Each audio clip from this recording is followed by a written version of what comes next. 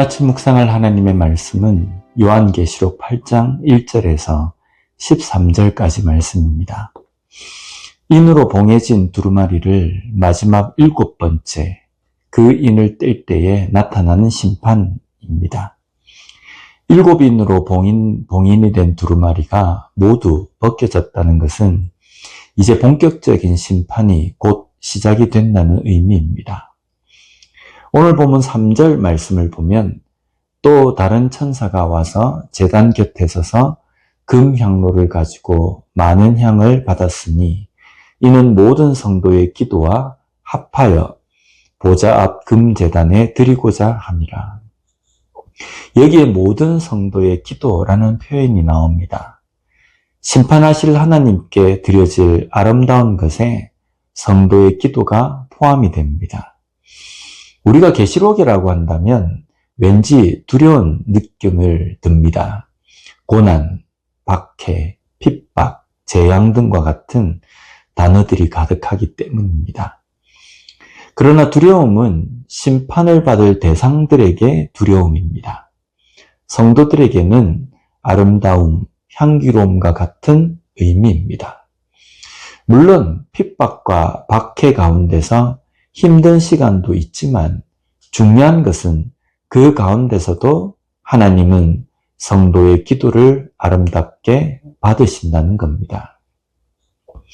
마지막 7인이 제거된 후에 7 나팔을 가진 7 천사가 그 나팔을 불기 시작합니다. 이 나팔은 심판에 대한 경고입니다. 첫 번째 나팔을 불자 땅에 불이 떨어져서 지상의 3분의 1이 타버립니다. 이것은 자연재앙과 경고입니다. 두 번째 나팔을 불자 바다가 피로 가득합니다.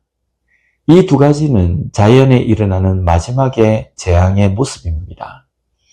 세 번째 나팔을 불자 땅에 물이 쓴물이 되어서 수많은 사람들이 그로 인해서 죽게 됩니다.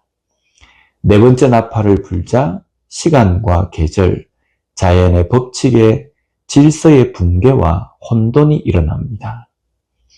이런 일들이 지금 우리가 살아가는 세상에 자주 일어나고 있습니다.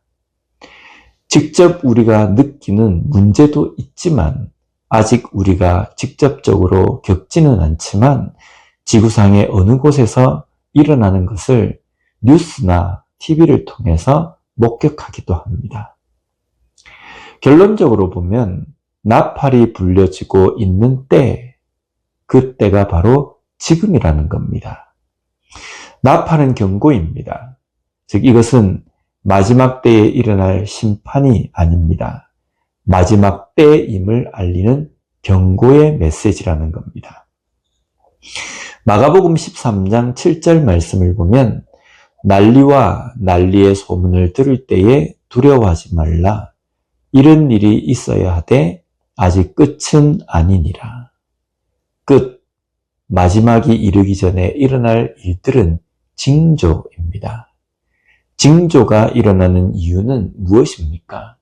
이런 징조 때문에 하나님의 백성들이 힘들고 어려운 일을 겪게 되는데 왜 이런 징조가 필요합니까?